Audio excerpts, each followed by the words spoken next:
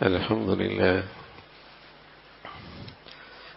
لله والصلاة والسلام على سيدنا محمد وعلى آله وأصحابه أجمعين. الحمد لله والصلاة والسلام على سيدنا محمد وعلى آله وأصحابه أجمعين. أما بعد، فأعوذ بالله من الشيطان الرجيم. بسم الله الرحمن الرحيم. سبحان الذي أسرى بعبده ليلا من المسجد الحرام إلى المسجد الأقصى الذي باركنا حوله لنريه من آياتنا إنه هو السميع البصير. صدق الله العظيم. اللهم صل على سيدنا محمد النبي الأمي وعلى آله وأصحابه وسلم. اللهم صل على سيدنا محمد النبي الأمي وعلى آله وأصحابه وسلم. اللہ رب العزت کا ارشاد ہے، سبحان الذي أسرى بعبدي ليلا من المسجد الحرام إلى المسجد الأقصى. پاک ہے وہ ذات جو اپنے بندے کو راتوں رات لے کر گئے مسجد حرام سے مسجد اقصی تک. کوئی بہت ہی غیر معمولی واقعہ ہے، تبھی کہتے ہیں سبحان اللہ. یہ سبحان اللہ کہاں کہتے ہیں؟ جب کوئی غیر معمولی واقعہ دیکھ، سبحان اللہ. تو یہ اللہ کے حبیب صلی اللہ علیہ وسلم کے لیے غیر معمولی معجزہ اور غیر معمولی اعزاز تھا. سبحان اللہ. سبحان الذي أسرى بعبدي ليلا من المسجد الحرام إلى المسجد الأقصى. کہ پاک ہے وہ ذات جو اپنے بندے کو راتوں رات لے کر گئی. ایک بشر کے لیے، ایک انسان کے لیے اس سے بڑا کوئی اعزاز نہیں ہے کہ اللہ اس کے بارے میں یوں کہہ دے کہ یہ میرا بندہ ہے.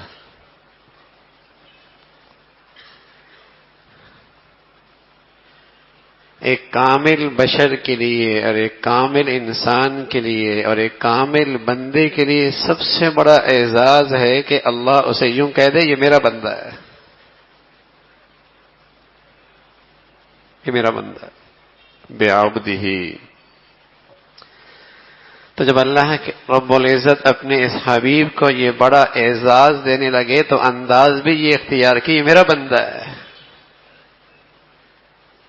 کمال بندگی کسی بشر کا سب سے بڑا اعزاز ہے.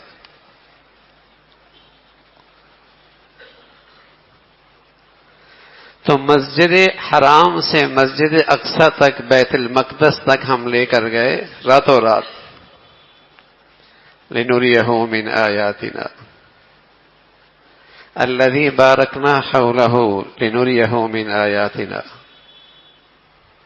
اسے ہم نے اپنی برکتوں سے گھیر رکھا تھا. اسے ہم نے اپنی برکتوں سے گھیر رکھا تھا. ملک شام اس کے اطراف میں ہے، جہاں اللہ کی دینی اور دنیاوی دونوں نعمتیں تھیں. ایک بہت بڑی جماعت حضرات انبیاء علیہ الصلاۃ والسلام کی وہاں مدفون ہے. بالکل شام کے بارڈر پہ ایک علاقے کا نام ہی مدینۃ الانبیاء ہے، نبیوں کا شہر، جسے آج عرفہ کہتے ہیں.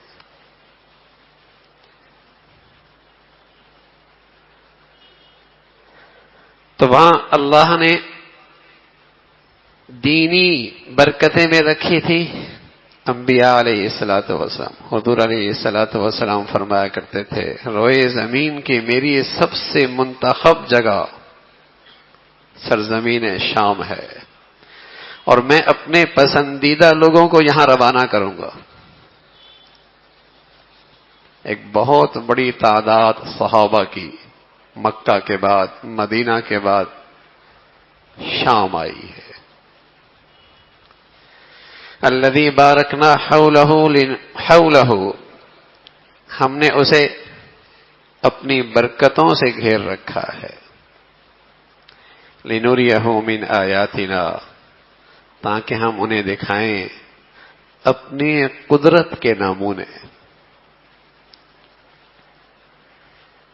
اس واقعہ معراج میں، اس اسراء میں جو راتوں رات سفر ہوا، مسجد حرام سے مسجد اقصی تک، پھر وہاں سے ایک زینہ رکھا گیا، پھر آپ آسمانوں پہ تشریف لے گئے، اسے کہتے ہیں معراج۔ زینے کی آج بھی جدید شکلیں موجود ہیں، پہلے سیڑھیوں کے زینے بنتے تھے، اب تو لفٹ بھی آ گئی ہے۔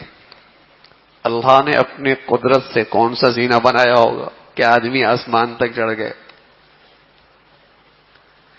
اور سدرۃ المنتہا تک جا پہنچے، جنت اور جہنم دیکھ لی، اللہ سے ہم کلام ہو گئے۔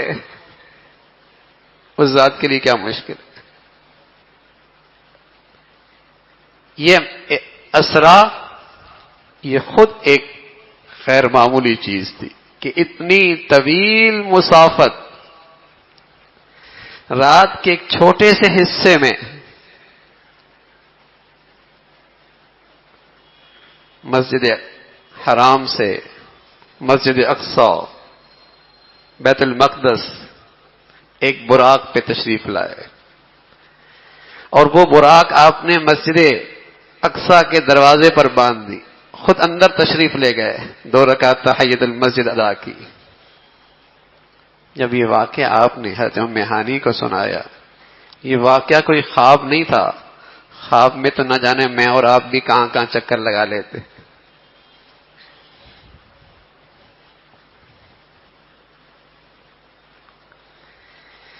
یہ اللہ کی قدرت کا شہکار اور رسول کریم صلی اللہ علیہ وسلم کے لیے اعزاز اور معجزہ۔ آج دنیا ہر چیز کو مادی اسباب اور عقل کے سانچے میں دیکھ کر جائزہ لیتی ہے۔ عقل میں آ رہا ہے، مادی لحاظ سے یہ بات سمجھ میں آتی ہے، نہیں آتی تو انکار کر دیتے۔ یہ وہ بد نصیب مخلوق ہوتی ہے جسے اللہ کا تعارف نہیں ہے، اللہ کی عظمت کا پتہ نہیں ہے، اللہ کی بڑائی کا اندازہ نہیں ہے۔ اگر خود اپنے من پہ غور کرے تو اسے بہت ساری چیزیں عقل میں نہ آئیں، لیکن اللہ کی قدرت ہے، اس کا جسم کا یہ سارا نظام ایک بہت بڑا عقل پرستوں کا ٹولہ ہر دور میں رہا ہے، اور اس عقل پرستی نے، نری عقل پرستی نے مسلمانوں کو اسلام سے توڑ دیا ہے۔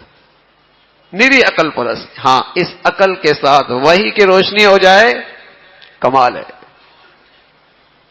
نتائج صحیح آئیں گے، سمجھ بوجھ ٹھیک ہوگی، رزلٹ صحیح نکلے گا۔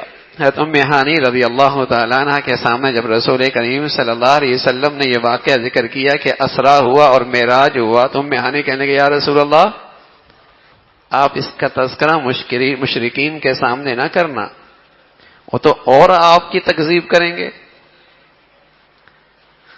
اور ہوا بھی یوں، جب رسول کریم صلی اللہ علیہ وسلم نے اس کا اظہار کیا، انکار بھی کیا، مذاق بھی اڑایا۔ آج بھی عقل پرست جن کے پاس وحی کی روشنی نہیں، قرآن حدیث کا نور نہیں، وہ بھی بس اوقات دین کے بہت ساری چیزوں کا انکار نہیں کرتے، مذاق بھی اڑاتے۔ جب اس وقت کے سب سے بڑا عقل پرستوں کا سرخیل ابو الحکم ابو جہل کو یہ پتہ لگا تو حضرت ابو بکر رضی اللہ تعالیٰ عنہ کی خدمت میں آیا، کہنے لگا پتہ ہے تمہارے ساتھی نے ایک نیا عجوبہ دکھایا، اور کہتا ہے رات کے چھوٹے سے حصے میں وہ مسجد حرام سے مسجد اقصی تک گئے اور اقصی سے پھر اوپر آسمانوں کی سیر کر کے پھر اسی رات واپس بھی آ گئے. حضرت ابو بکر فرمانے لگے کس نے کہا؟ کہا تمہارے ساتھی نے. کہا اگر اس نے کہا ہے تو سچ کہا ہے، اگر انہوں نے کہا ہے تو سچ کہا ہے، وہ جھوٹ نہیں بول سکتے. تبھی تو اللہ کے نبی صلی اللہ علیہ وسلم فرمایا کرتے لوگوں میرے صدیق کے بارے میں کچھ نہ کہنا، جب ساری دنیا جھٹلا رہی تھی صدیق میری تصدیق کر رہا تھا.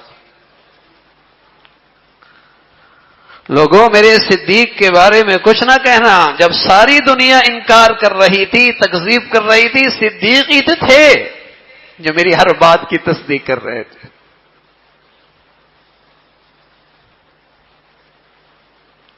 یہ اللہ کی قدرت کا شہکار معجزہ. ابو سفیان رضی اللہ تعالیٰ عنہ بعد میں مسلمان ہوئے. جب حضرت دحیہ رضی اللہ تعالیٰ عنہ کو رسول کریم صلی اللہ علیہ وسلم نے اپنا پیغام نامہ دے کر شاہ روم بادشاہ ہرقل کے پاس بھیجا اور اس نے وہ پیغام نامہ دیکھا تو اپنے کرندوں سے کہنے لگا کوئی ایسا بھی ہے جو میرے ملک میں عرب سے تجارت کے لیے آئے ہوں. پتہ لگا ایک قافلہ ہے اور جس کے سربراہ حضرت ابو سفیان ہے. حضرت ابو سفیان انہیں بلایا گیا. کیا کہتے تم محمد رسول اللہ کے بارے میں؟ حضرت ابو سفیان کہنے لگے اسلام لانے کے بعد میں نے بہت کوشش کی کہ میں کچھ اس انداز کا تذکرہ کروں کہ حضور کی شخصیت اس شخص کے بارے میں اس شخص کے سامنے کچھ اچھی نہ آئے. کمزور زندگی کا نقشہ پیش کروں لیکن مجھے جھوٹ کا سہارا لینا پڑتا اور مجھے شرم آئی کہ میں جھوٹ کیسے بولوں، کہیں اس کے سامنے کھل گیا تو ذلیل ہو جاؤں گا ورنہ ساری زندگی میرے دوست مجھے جھوٹا کہیں گے. تو میں جھوٹ کا سہارا بھی نہ لے سکا.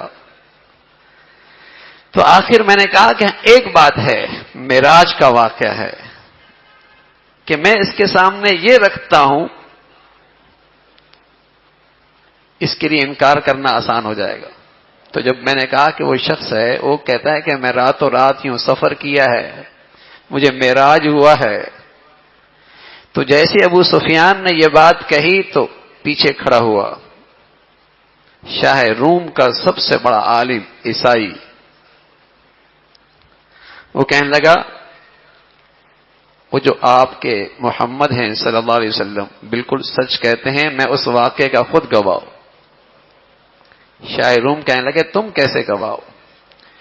کہنے لگے میں بیت المقدس کے دروازے بند کر کے سویا کرتا تھا، لیکن ایک رات جس کا یہ تذکرہ کر رہے اس رات میں ایک دروازہ نہیں بند ہو رہا. میں نے مسجد کے سارے خدام کو اکٹھا کیا، یوں لگا جیسے پہاڑ کو اپنی جگہ سے ہلانا ہے.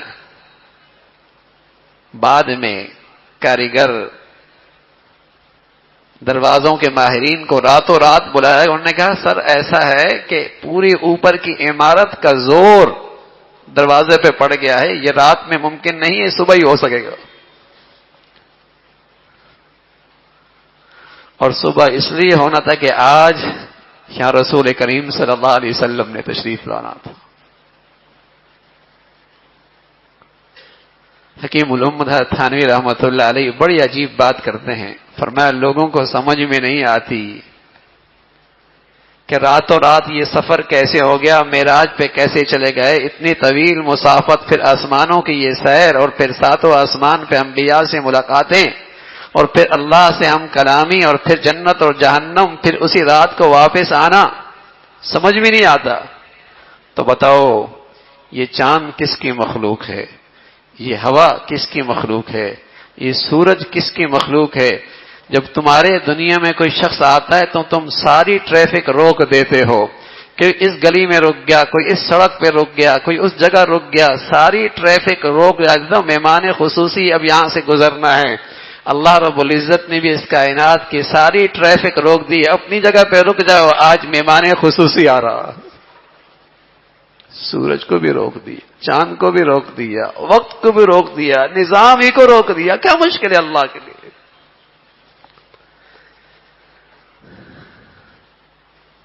جب اللہ سے محبت ہو جائے، نور بصیرت مل جائے، تو پھر اللہ کی قدرت کا ایسا خوبصورت حل پیش کیا جاتا ہے۔ اور جب قرآن و حدیث کا نور نہ ہو اور نیری عقل پرستی ہو، تو پھر لوگ اللہ کے پیغمبروں کے یہ معجزوں کا انکار کر بیٹھتے ہیں۔ یہ کیسے ہو سکتا ہے؟ ہماری عقل میں نہیں آتی، ہماری سمجھ میں نہیں آتی۔